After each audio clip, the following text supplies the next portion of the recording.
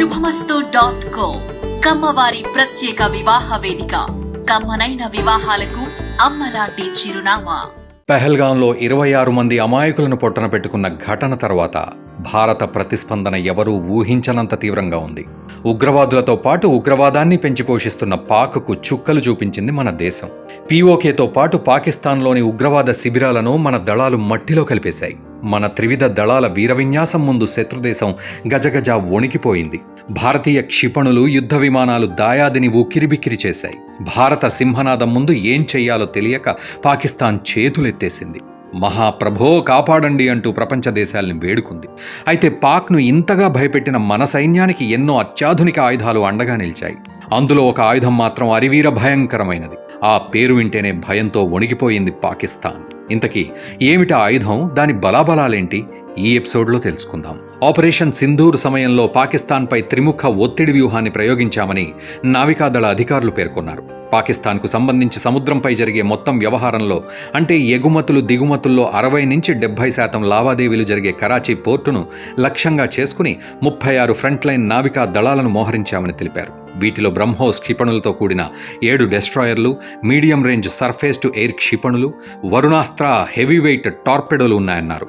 వీటిలో కొత్తగా ప్రవేశపెట్టిన ఐఎన్ఎస్ తుషీల్తో సహా 7 స్టెల్త్ గైడెడ్ క్షిపణి యుద్ధ నౌకలను సైతం మోహరించినట్లు వివరించారు. కరాచీ పోర్టు ఉన్న కరాచీ నగరం పాకిస్తాన్లోని అతిపెద్ద పారిశ్రామిక వ్యాపార కేంద్రం. ముఖ్యంగా యుద్ధ సమయంలో ఇంధన దిగుమతులకు, మిలిటరీకి సంబంధించి లాజిస్టిక్ అవసరాలకు ఇదే ప్రధాన కేంద్రం.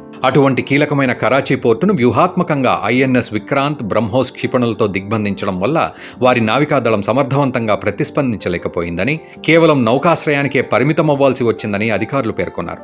ఏంటి ఈ ఐఎన్ఎస్ విక్రాంత్? 262 మీటర్ల పొడవు, 62 మీటర్ల వెడల్పుతో పూర్తిగా మన దేశంలో నిర్మించిన అతిపెద్ద యుద్ధ నౌక ఇది. MiG-29K హెలికాప్టర్లతో సహా 30 యుద్ధ విమానాలను ఇది మోసుకెళ్లగలదు. విక్రాంత్ డిజైన్ను భారత నౌకాదళంలోని వార్షిప్ డిజైన్ బ్యూరో తయారు చేసింది. కొచ్చి నౌకాశ్రయంలో నిర్మించిన ఈ వాహక నౌకను ప్రధాని నరేంద్ర మోదీ సెప్టెంబర్ 2022లో జాతికి అంకితం చేశారు. ఒకవేళ ఐఎన్ఎస్ విక్రాంత్ నుండి కరాచీ పోర్టుపై దాడి జరిగి ఉంటే ఏం జరిగేదో తెలుసుకోవాలి అంటే ముందు మనం 1971లో జరిగిన ఆపరేషన్ ట్రైడెంట్ గురించి తెలుసుకోవాలి. 1971లో ఇండియా పాకిస్తాన్ మధ్య యుద్ధం జరుగుతున్న సమయంలో డిసెంబర్ 4వ తేదీన భారత నేవీకి చెందిన వెస్టర్న్ నావల్ కమాండ్ కరాచీపై చేసిన షేకింగ్ దాడి ఈ ఆపరేషన్ ట్రైడెంట్. అప్పట్లో మన నేవీ దగ్గర ఉన్న మిజైల్స్, బోటులు, ఐఎన్ఎస్ నిపట్, ఐఎన్ఎస్ నిర్గత్, ఐఎన్ఎస్ వీర్లను ఉపయోగించి ఒక యుద్ధ నౌక సహాయంతో కరాచీపై చేసిన దాడే ఈ ఆపరేషన్ ట్రైడెంట్.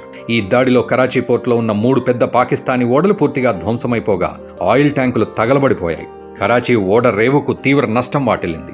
3 మామూలు మిజైల్ బోట్లతోనే ఇంత నష్టం జరిగితే అదే ఐఎన్ఎస్ విక్రాంత్ అయితే, విక్రాంత్ నుండి విమాన దాడులు చేసి ఉంటే కరాచీలోని షిప్ యార్డులు, ఇంధన డిపోలు, ఓడరేవు సౌకర్యాలు పూర్తిగా ధ్వంసమై అక్కడ పాకిస్తాన్ యొక్క నౌకాదళ పౌర సౌకర్యాలకు తీవ్ర నష్టం వాటిల్లి ఉండేది.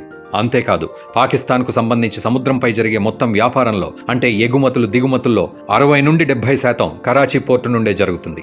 పాకిస్తాన్ నౌకాదళం పరువు పోయి, సముద్ర మార్గాలు మూసుకుపోయి అరేబియన్ మహాసముద్రంలో భారతదేశ ఆధిపత్యం ప్రపంచానికి తెలిసేది. చమురు కొరత, దిగుమతులపై ఆంక్షలు వంటి సమస్యలతో ఇబ్బంది పడటమే కాక దేశ ఆర్థిక రాజధాని అయిన కరాచీపై దాడితో పాకిస్తాన్ ఆర్థిక వ్యవస్థ కుదేలై ఉండేది. ఇది ఐఎన్ఎస్ విక్రాంత్ సత్తా. మనం పాక్ను కట్టడి చేయడంలో ఐఎన్ఎస్ విక్రాంత్దే కీలక పాత్ర. ఎంతో ముందు చూపుతో భారత్ ఐఎన్ఎస్ విక్రాంత్ను నిర్మించింది. పూర్తిగా మన టెక్నాలజీతో నిర్మించిన బాహుబలి యుద్ధ నౌక ఇది. భారతదేశానికి సంబంధించిన మొట్టమొదటి స్వదేశీ విమాన వాహక నౌక కూడా ఇదే కావడం విశేషం. ఐఎన్ఎస్ విక్రాంత్ను దేశీయ రక్షణ సామర్థ్యాలకు, ఆత్మనిర్భర్ భారత్ దార్శనికతకు నిదర్శనంగా భావిస్తారు. భారతదేశం ఇంత పెద్ద భారీ యుద్ధ నౌకను నిర్మించి ప్రపంచవ్యాప్తంగా అందరి దృష్టిని ఆకర్షించింది. దాదాపుగా 23,000 కోట్ల రూపాయలతో ఈ బాహుబలి యుద్ధ నౌక నిర్మించారు. కొచ్చిన్ షిప్ యార్డ్ లిమిటెడ్ ఈ విక్రాంత్ నిర్మాణాన్ని 2009లో ప్రారంభించింది. అనేక దశల ట్రయల్ తర్వాత 2022 సెప్టెంబర్ 2న దీన్ని భారత నౌకాదళంలో చేర్చారు. ఈ యుద్ధ నౌక 262 మీటర్ల పొడవు, 62 మీటర్ల వెడల్పు ఉంటుంది. అందుకే ఎంత పెద్ద యుద్ధ విమానాలైనా, హెలికాప్టర్లైనా తేలిగ్గా దీనిపై దిగగలుగుతాయి. అంతే తేలిగ్గా టేకాఫ్ అవుతాయి. ఈ నౌక దాదాపు 43,000 టన్నుల బరువు కలిగి ఉండడంతో కావాల్సినంత యుద్ధ సామాగ్రిని శత్రు దేశాల తీరాలకు మోసుకెళ్లగలదు. ఐఎన్ఎస్ విక్రాంత్ను అత్యాధునిక టెక్నాలజీతో పూర్తిస్థాయి స్వదేశీ పరిజ్ఞానంతో మన కొచ్చిన్ షిప్ యార్డ్ లిమిటెడ్ నిర్మించింది. ఈ నౌక 30 యుద్ధ విమానాలు, హెలికాప్టర్లను మోహరించగల సామర్థ్యం కలిగి ఉంది. ముఖ్యంగా MiG-29K ఫైటర్ జెట్లు, కమౌ 31 హెలికాప్టర్లు, MH-60R మల్టీ రోల్ హెలికాప్టర్లు, అడ్వాన్స్డ్ లైట్ హెలికాప్టర్లు వంటి వాటిని ఆపరేట్ చేసే ప్రత్యేకమైన కెపాసిటీని కలిగి ఉంది ఐఎన్ఎస్ విక్రాంత్. విమానాలను ప్రయోగించడానికి, దించేందుకు short takeoff but arrested recovery వ్యవస్థను కూడా కలిగి ఉంది ఈ యుద్ధ నౌక. అంతేకాదు, ఈ యుద్ధ నౌక 52 కిలోమీటర్ల వేగంతో సముద్రంలో దూసుకుపోగలదు. ఒక్కసారి ఇంధనం నింపుకుంటే సుమారు 7,500 నాటికల్ మైళ్లు, అంటే దాదాపు 14,000 కిలోమీటర్లు వెళ్లగలదు విక్రాంత్. 1,600 మంది సిబ్బంది ఇందులో ప్రయాణించే వీలుంది. అంటే ఈ నౌకను యుద్ధరంగంలోకి దింపితే త్రివిధ దళాలు వినియోగించుకోవచ్చన్నమాట. నేవీతో పాటు ఎయిర్ ఫోర్స్, ఆర్మీ కూడా ఇందులో ప్రయాణం చేసే వెసులుబాటు ఉంది. 2022 వరకు భారత్ వద్ద ఒకే ఒక్క విమాన వాహక నౌక అందుబాటులో ఉండేది. ఇప్పుడు ఇండియన్ నేవీకి ఇలాంటివి 2 ఉన్నాయి. దీంతో సొంతంగా విమాన వాహక నౌకలను నిర్మిస్తున్న America, Britain, France, Russia, China వంటి దేశాల సరసన భారత్ కూడా చేరినట్లయింది. మన అమ్ముల పొదిలో ఐఎన్ఎస్ విక్రాంత్తో పాటు ఐఎన్ఎస్ విక్రమాదిత్య కూడా ఉంది. ఈ నౌకలను హిందూ మహాసముద్రం, అరేబియా సముద్రం, బంగాళాఖాతంలో భద్రతా ప్రయోజనాల కోసం వినియోగిస్తోంది భారత్. వాస్తవానికి మన సమీపంలోనే ఉన్న పాక్ను దెబ్బకొట్టాలంటే ఆర్మీతో కూడా దాడులు చేయొచ్చు. అయితే భారత్ పాక్ బార్డర్ మొత్తం కొండలు, లోయలతో నిండి ఉంటుంది. ఇలాంటి ప్రదేశంలో మన సైన్యం వేగంగా దూసుకెళ్లడం కష్టం. అందుకే యుద్ధ నౌకల అవసరం ఎంతైనా ఉందని గుర్తించింది భారత్. మరోవైపు మన దేశానికి తీర ప్రాంతం కూడా చాలా ఎక్కువ. ఇలాంటి పరిస్థితుల్లో యుద్ధ నౌకలుంటే శత్రు దాడులను ఎదుర్కోవడం చాలా తేలిక.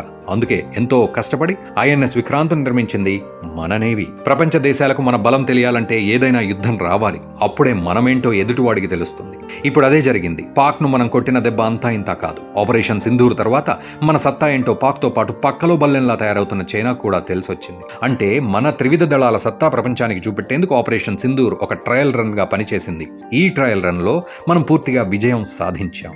ఇందులో ఎలాంటి సందేహం లేదు. ఒకే ఒక యుద్ధ నౌక, అదే బాహుబలి ఐఎన్ఎస్ విక్రాంత్ మన పవర్ని ప్రపంచానికి చాటి చెప్పింది. ఈ యుద్ధ నౌక సముద్ర జలాల్లో వీరవిహారం చేస్తూ ఎవరొస్తారో రండిరా అంటూ సవాల్ విసురుతోంది. ఇప్పుడు ఇక రక్షణ శాఖ బడ్జెట్ను పెంచాలని భావిస్తున్న భారత ప్రభుత్వం రానున్న రోజుల్లో ఇలాంటి భారీ నౌకల్ని మరిన్ని నిర్మించే అవకాశం ఎంతైనా ఉంది. ఈ ఆధునిక ప్రపంచంలో మనం కూడా అగ్రరాజ్యంగా ఎదగడానికి ఐఎన్ఎస్ విక్రాంత్ లాంటి యుద్ధ నౌకలు మనకు వెన్నుదన్నుగా నిలుస్తాయనడంలో ఎలాంటి సందేహం లేదు. జయ హో ఐఎన్ఎస్ విక్రాంత్, జయ జయ హో భారత్. శుభమస్తు.co కమ్మవారి ప్రత్యేక వివాహ వేదిక. కమ్మనైన వివాహాలకు అమ్మలాంటి చిరునామా.